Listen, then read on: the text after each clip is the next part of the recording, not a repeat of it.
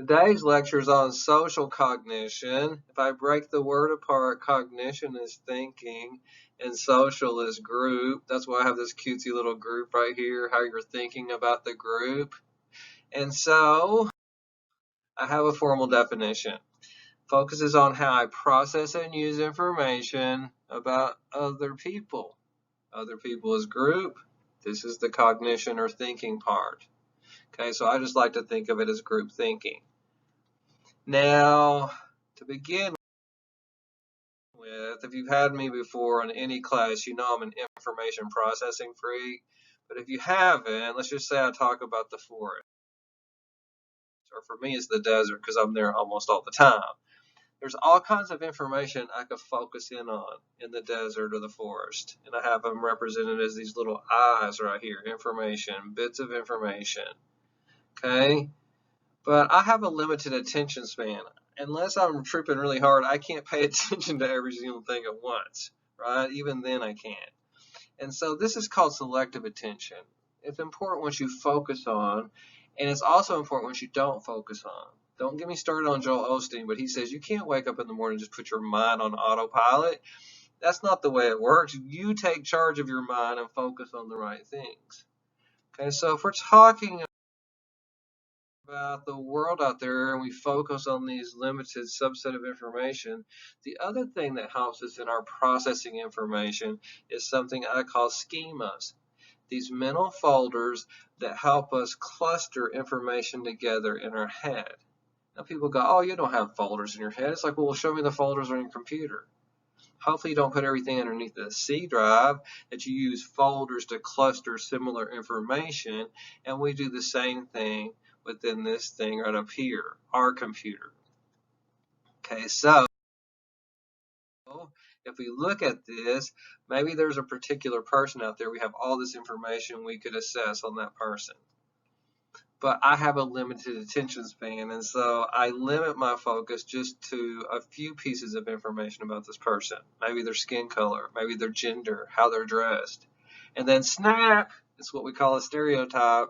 I put them into a folder, right? And then eventually I start to react to them based on this folder. But see, I didn't look at every single piece of information at my disposal. Maybe I pre-governed that search. I don't know if that makes sense what I'm saying right now. Okay, so let me get off of this. Cognitive misers is this idea, I think, that Kahneman and Tversky started to talk about, that people don't like to think a lot. Now, you're talking to the wrong person. I can't turn this thinker off. You know what I mean? But they say in the general public, people find it laborious to think, and they just want, decision to be made for them, just path of least resistance. And so this plays into some of the tendencies and biases that I'm going to talk about later on. Okay, so let's go back to the folders. One of the biggest folders that we have are the boy and girl folder. It's like we just want to put people into that folder. Even little kids, it's like, is your dog boy or girl? You know what I mean? Immediately, people want to do this. And this is why Tim adores genderqueer people. It's like, fuck the folder. I'm not going to be male or female. I don't ascribe to those two folders. That's why I call myself queer. I don't ascribe to the gay and the straight folder. That's just bullshit. I don't want to be in one of those two folders. Okay, but that's my gender class. In America, we have all kinds of folders we're trying to click people into. Smart and dumb rats, right? We talked about this in the last lecture. And so this is why I'm against labels or categories, because you start to make the folder come true. The last thing I want to say about this before we formally move into the heuristics and biases is this. Gestalt psychology, I don't know if you took my class where you did all the optical illusions, says this. The whole is more than the sum of its parts. I don't need all the information out here in the forest to start figuring out this is a cat over here. You can just give me some of the pieces, and that's good. It's bad from a stereotype angle, but it's good for the fact that we need to know what a cat is, right? We don't need to do an exhaustive search of the forest every time we need to surmise what something is. Okay, so I can put it right into the cat folder. I forgot I had this on here, got real cutesy. Okay, so our expectations guide how we process information. Okay, so I think I have this optical illusion on here. I hope I do. I do. When they ask adults, what do you see on here? And they say, I see a man and a lady and they're about to get it on. It's like when they ask little kids, what do you see on here? They say, I see dolphins swimming around. Why? Because their expectations are different. The adults look at the white part.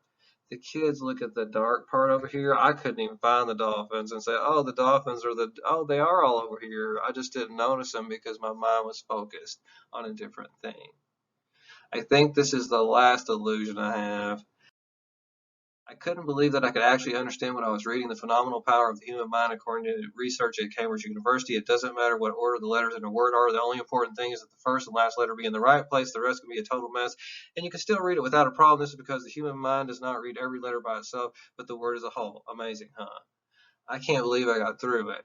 So when I talk about processing information, you go, oh, I just see what I see. It's like, well, if I don't see what I see right here, what do I do with other people? Okay, for the rest of social cognition, I'm going to break it into two parts, biases and heuristics. For this lecture, I'm going to just do biases. Then I have social cognition part 2 on another lecture that'll cover the heuristics. Okay, so biases, what does that mean? A tendency to process information inaccurately. We'll have a referee over here. You don't want your referee to be biased, right? You want to be objective, and that's my problem with the NBA. Like, star players get special treatment. They don't get a foul called on them. It's like a foul is a foul, and it also doesn't matter if it's the last 2 minutes of the game. It's still a foul, right? But there's biases that creep in to the NBA. Okay, heuristics, I'll say for the next lecture, like I said, part 2, it'll be on a separate video.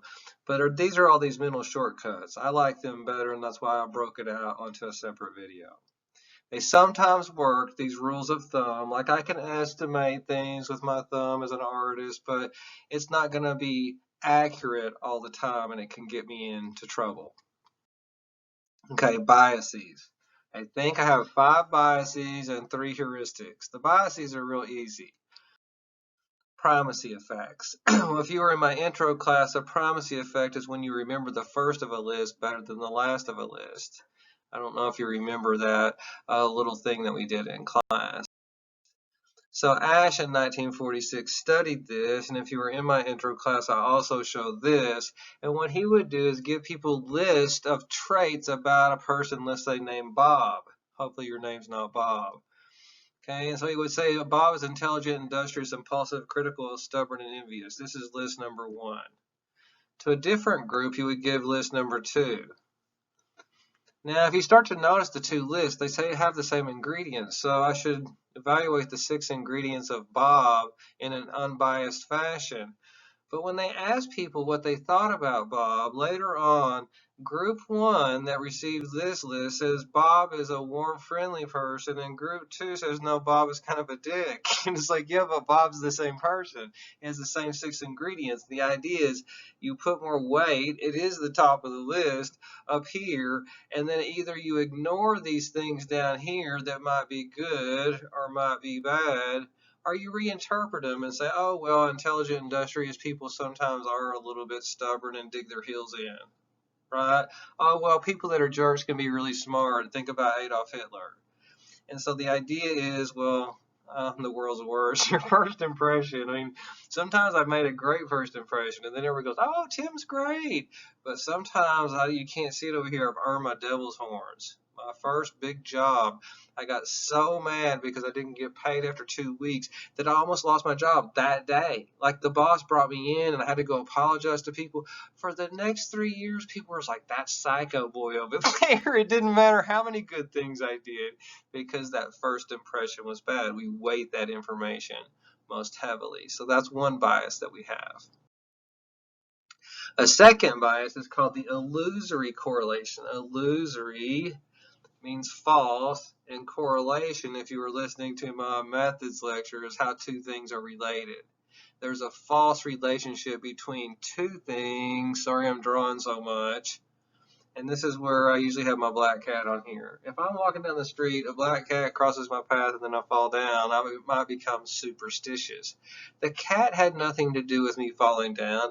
It was a coincidence. kind of like ice cream and drowning is an illusory correlation, right? There is a relationship there, but they might have been at the same place at the same time, but one didn't cause the other.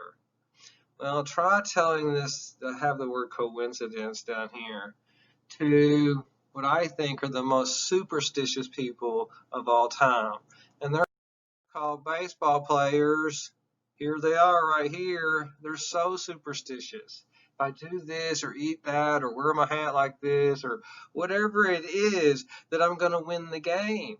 I don't know if you've ever seen this movie. I love Robert De Niro, but in The Fan, Wesley Snipes is get traded to a new team, and then he can't have his number, and he goes into a hitting slump. It's all about his number. It's like, oh my God, I have to have that number. You know what I mean? It's like, but maybe the number has nothing to do with his physical abilities. Try telling that to athletes. One of the examples I usually give is Michael Jordan. I call him the GOAT. It's not that he's my favorite player, but he won 6 championships, 6-0.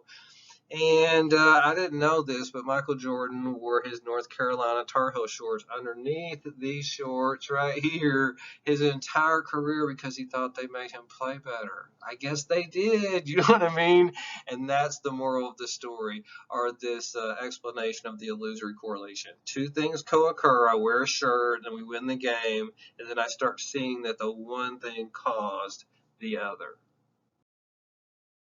Number 3 is called counterfactual thinking, and I'm the world's worst at this. What really it means is, I have down here, it says, what might have been. And usually you don't do counterfactual thinking if something good happened. It's usually when something bad happens, it's like, oh my God, why did I do that? Why didn't I just do this, and I did this, and you rethink it over and over and over in your mind so that somehow it could work out different. But it's not going to work out different because it's already happened. I don't know if this relates to you at all, but there is this research on Olympic athletes, and when they look at gold medalists, I think this is the gold one, they're real happy. When they look at the bronze medalists, they're real happy, but the silver medalists are real butthurt. They don't even like their medals. And it's the idea of what might have been. Because the bronze medalist is like, my shit got a medal. And the gold medalist is like, I'm the shit. Silver medalist is like, I was almost there. God damn it. I almost got a gold medal. Like, a lot of times they just want to throw them away. It's like it's a no good medal. And so they find this in research in the Olympics, and it relates to me because it's always like, why did I do that? I always rehash it over and over at 3 in the morning in my mind. And so Tara Brach, one of my favorite psychologists, she says this. She has this meditation, and it's called this. Yes, this is happening. Not for good things. When bad things are happening, you just go, yes, this is happening, Tim. Yes, you're going through a divorce. Yes, you're losing your house. Yes, whatever. And it just happened last week because I was coming home and I ran out of gas, and it's like, oh shit, what am I going to do? And it's like, I love my Mini Cooper. Here it is right here. So I pulled it over to the side of the road, and it's like, I don't know what to do. I don't know anybody. So I walked to the gas station. On the way back with a full thing of gas, someone rammed into my car. And when I got there, it's like, no. It's like, Tim, yes, this is happening. It's like, if I just wouldn't have ran out of gas, last night I could have put it in. It's like, I've been for a week just going, why did I do that? I didn't even have to go to the store that day and this and this. It's like, Tim, settle down, psycho boy. But I'm the world's worst at counterfactual thinking. Okay, I want to spend a little bit more time on number 4 and 5. Like right here is where my gayness comes out a little bit. It's like contrast effects, the tendency to misjudge an object based on its surroundings. Well, what do I mean? It's like, look at how this blue pops against that dark blue, and it fades against that teal and it seems dull. It's the same color of blue, but I judge it differently based on its surroundings. Now, if you've been in my intro class, I usually show this optical illusion. Very simple. But if you notice that these two things are the same object, right? I judge it differently based on its surroundings here. I didn't know how this color pin on versus its surroundings right there. Now, in 1980, I love this study because it was done at ASU. What do? They go and they get a bunch of photos of women, have people rate these photos, and then they pick a photo that's average in attractiveness. And so they walk around ASU. Well, they don't walk around. They have people come in for an experiment. And some of the men come into the lab and they were just shown the picture of the lady in the control group and say, well, you rate the lady right now on a scale of 1 to 10. Well, most men rate her a 5, and in that condition, they probably rate her about a 5. Other men are said, wait a minute, before we do anything in the experiment, I want you to watch this episode of Charlie's Angels. No, we're talking about 1970s Farrah Fawcett. I'm way too old now. And so then both groups of men rate the photo. They don't know each other. They don't see each other, have no knowledge of each other. The men in this condition right over here rated on average less than 5, and these men rated her right around a 5. The idea is you have this contrast, and she looks different in contrast to what you've just seen. Now, you don't have to remember this for the rest of the lecture, but if you're a girl and you live in fucking Scottsdale, Arizona, this is the experiment you live in. Ironically, this was done in Arizona. It's like, because you have standards of comparison everywhere. It's like, look, I'm too fat, I'm too this, I'm too that, like my hair, like my wrinkles, my everything. I mean, I'm not a girl, but in a way I'm girly. And just like, this is my big thing about standards of comparison. And I think I might have a little movie about standards of comparison coming up. Okay, folks, so very quiet, please. Cameras rolling. And we're recording sound. It's slated. Sounds great.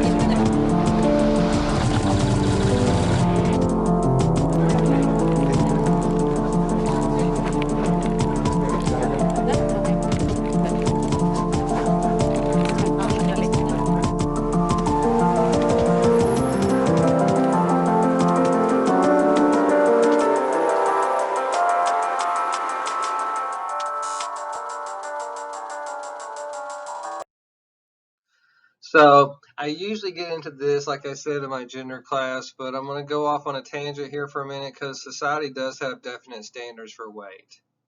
And really it's women's weight. Maybe men too. I could talk about scrawny, muscular, but we give men a break.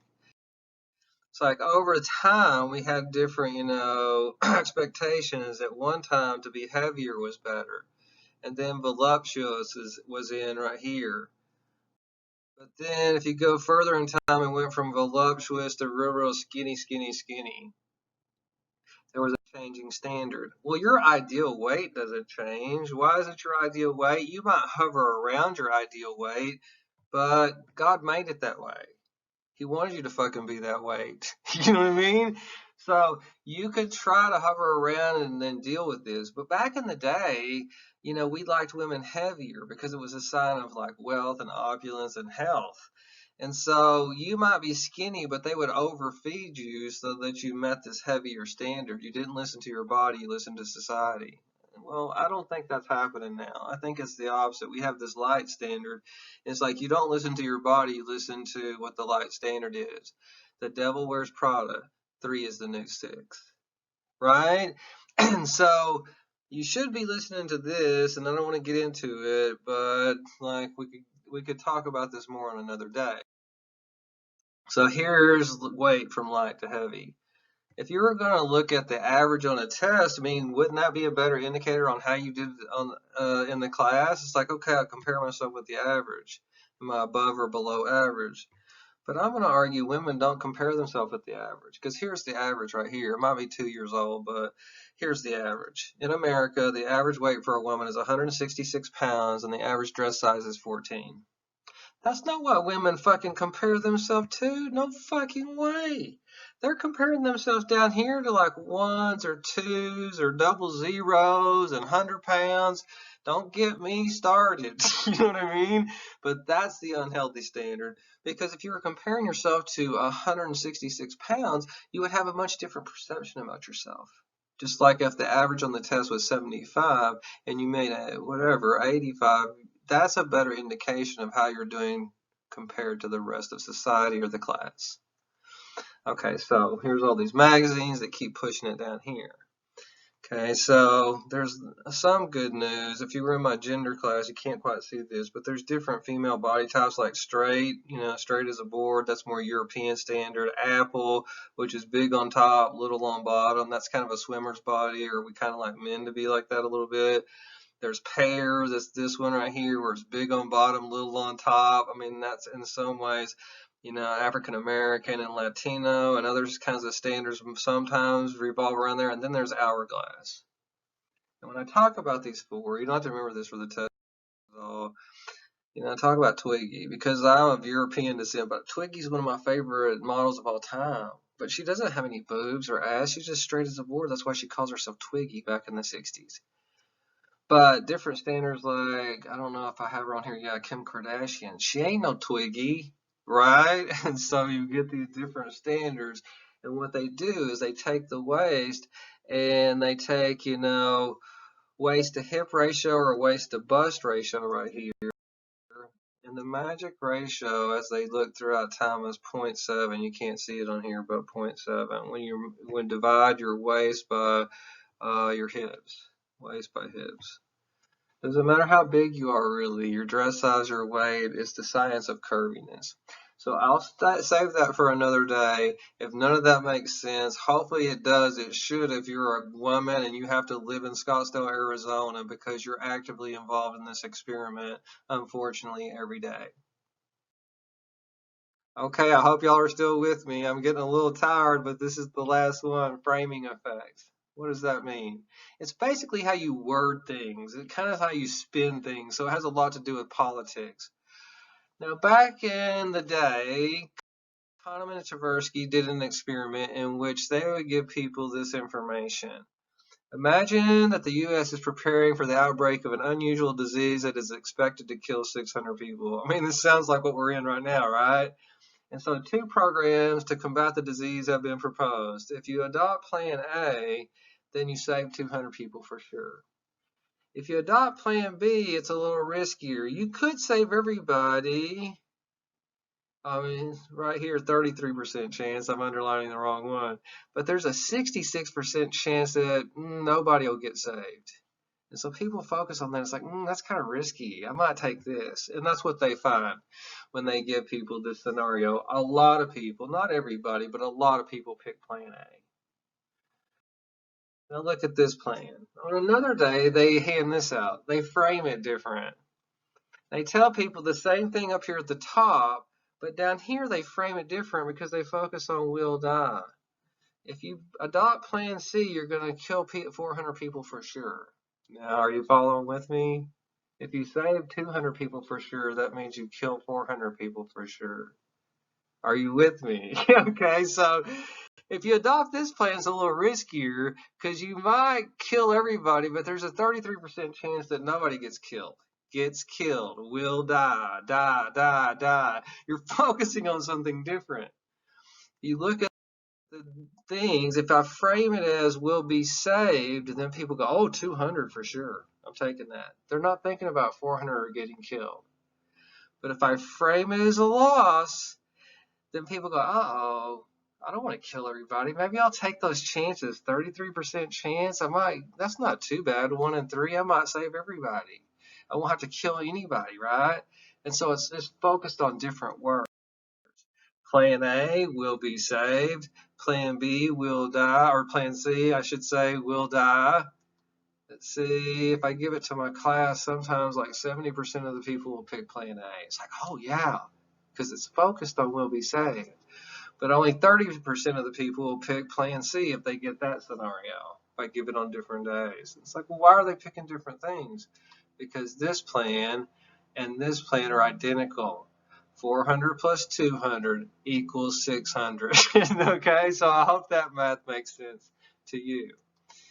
Okay, so if you look at it right here, when I focus on these 2 words, that's all I have to do. Instead of 200 will be saved, 400 will die, it changes the way people react to the scenario.